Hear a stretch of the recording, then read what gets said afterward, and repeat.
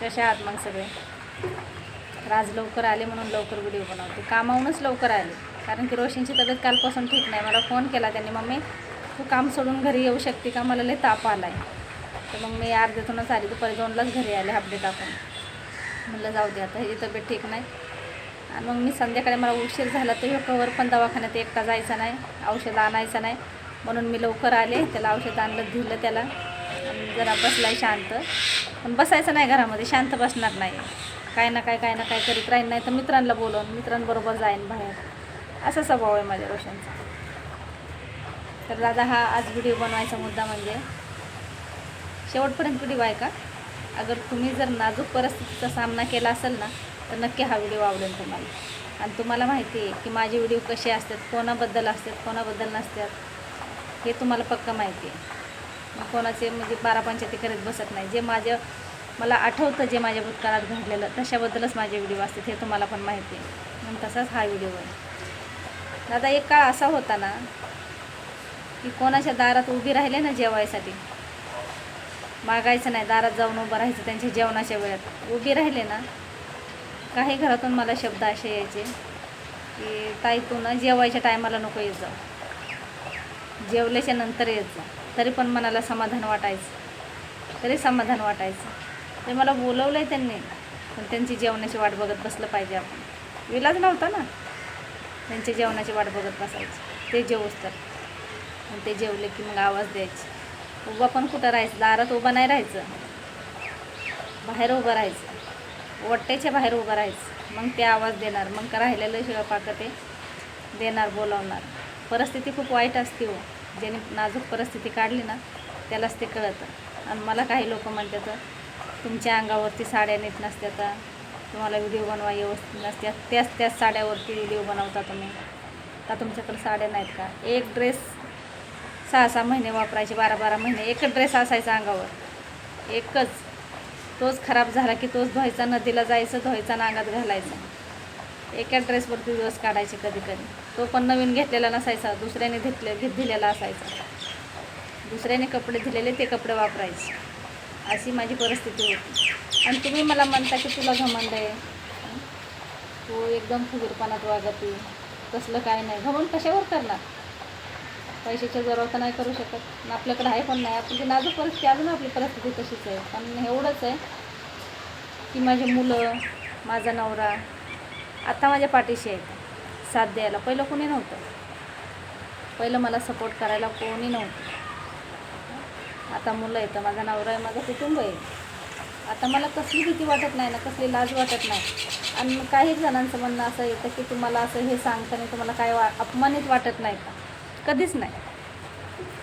हे माझ्या भूतकाळात काय घडलेलं अपमानित वाटायला मला असं कधीच वाटत नाही. मी सरळ आणि मोकळ्या मनाने सांगते, जे घडलं आहे ते सांगते. आणि हे सत्य घटना, मी खोटं सांगते असं काही नाही. जे घडलं आहे तेच सांगते. अहो काही लोक तर काय बोलायचे, भरपूर बोलायचे. अरे हिच्यासंग लगीन कोण करणार, हिचं कसं लगीन होणार, आणि हिचं कसं नाणं होणार, हिला वळण नाही, आईबापा नाहीत, बघणारं देखणारं कोणी नाही आहे, हिला कोण लगीन करणार तुझ्यासंग, असे का म्हणायचे. कारण की मी उलटी सिधी बोलत राहायचे, नीट बोलत नव्हते कोणाला. कोणी मला सरळ बोललं ना, सरळ बोलत नसायचे मी कोणाला. त्याचं पण एक कारण होतं सरळ न बोलण्याचं.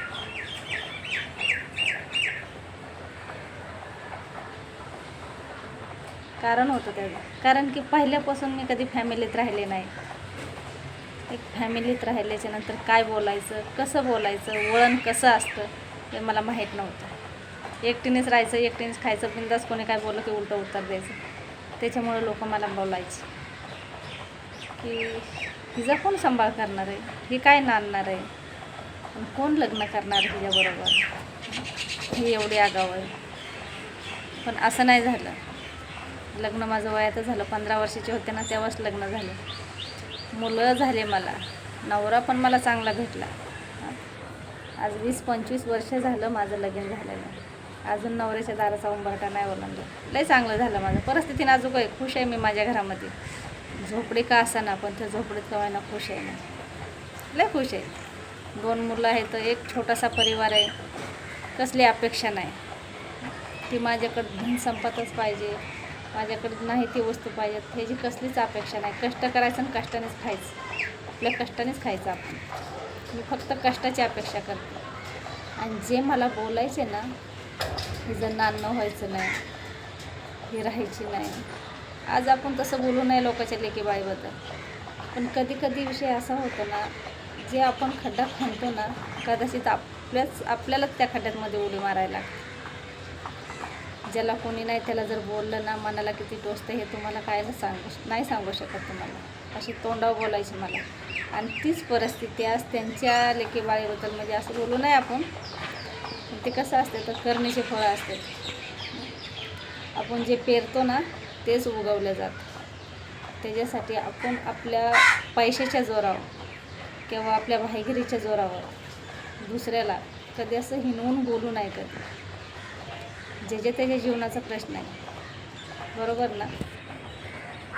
ती नांदन का नाही, राहीन का नाही, लग्न होईन का नाही, हे कोणालाच माहीत नाही. पण कधी पण लोकांच्या लेकीबाळीला चांगलं बोलावं आणि चांगला विचार करावा. ती कशी पण असो, किती वळणात गेलेली असो, वळण लावायचं काम करायचं आपण, समजून सांगायचं. एक मजाक उडवून नाही ठेवायची की दुसऱ्याने चेष्टा केली म्हणून आपणच चेष्टा नाही करायची. पण माझं लय चांगलं झालं.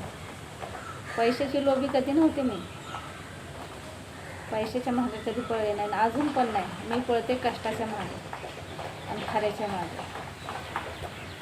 पण कसं असतं तुम्हाला सांगू का, एखाद्याला सहारा नसला ना, शेवटपर्यंत सहारा नसतो. हा, कधी कधी काही गोष्टी मनाला लागतात माझ्या, वाईट वाटतं, खूप वाईट वाटतं एक एक दिवशी. पण ते जास्त डोक्यात घेत नाही मी.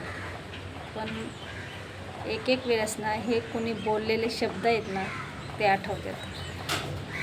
आणि जे मला म्हणायचे ना, तू जेवताना बाहेर बस, हे बाहेरचे माणसं नसायचे, आपलेच असतील, जाऊ दे मरू दे ते.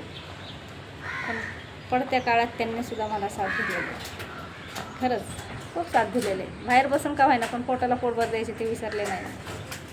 माझा स्वभाव असा आहे ना, कोणी मला तांबे भरून जरी दिला ना तरी ते पाण्याचं घोट पण विसरणारी बाई नाही आहे. कधी कोणाला वाईट बोलणारी बाई नाही. लय त्रास आणि लय वेदना सोसलेल्या आहेत, लय हालातीचे दिवस काढल्यात. म्हणून मला कोणाचा अपमान करायला मला अजिबात आवडत नाही. पण ते आठवलं की तुझं चांगलं होईन का नाही, राहतील का नाही, हे गोष्ट मला अशी बसल्या बसल्या जरा आठवलं. आणि कानावर आलं त्यांच्याबद्दल असं घडलं. म्हटलं देवा, कधी कोणाचं वाईट चितू नाही, कधी कोणाबद्दल वाईट बोलू नाही, असं माझ्याबद्दल वाईट बोलायचं. मग ते आपल्या घरात घडल्या जातात त्या गोष्टी. मग म्हणायचं नशिबाने घडलं. अरे तुम्ही लोकांबद्दल चांगलं बोला, त्यांच्याबद्दल चांगली कर्म करा, सगळं चांगलं होईल. रोज मंदिरात जायचं, पूजा करायची, माझं चांगलं होऊ दे म्हणायचं आणि दुसऱ्याचं वाटोळं होऊ दे म्हणायचं. यात देव पावणार आहे तुम्हाला माहीत नाही. त्यांचं वाटोळं होऊ दे आणि माझं चांगलं होऊ दे, अशाने देव पावतो. रोज भक्ती केल्याने, 4 उपास करल्याने अशाने देव पावतो. मन सरळ आणि साफ ठेवा, सगळं चांगलं होतं. माझ्याबद्दल तुम्ही बोलता ते तुमच्याच घरात घडलं. कसं असतं ना, असंच असतं. कधी लोकांबद्दल वाईट विचार करू नये. एकटेपण, कोणी नसलं, ते लेकरांना नसतात जास्त वळणं, नसतात. खरंच सांगाय शिकवायला कोणी नसताना ते लेकरं जास्त वळणात नसतात. हे म्हणतो ना बिना आईबापाचे लेकरं, खरंच वळण नसतं त्यांना जास्त. कारण की दम द्यायला, काही बोलायला कोणी नसतंच ना, कोणाचा धाकच नसतो ना. काही लोक असे बोलायचे कधी कधी तर जेवणाबद्दल, रानातले ऊस मोडून आणायचे खायचे, ह्याच्याबद्दल कधी कधी कोणाचा मार पण खाल्लेला.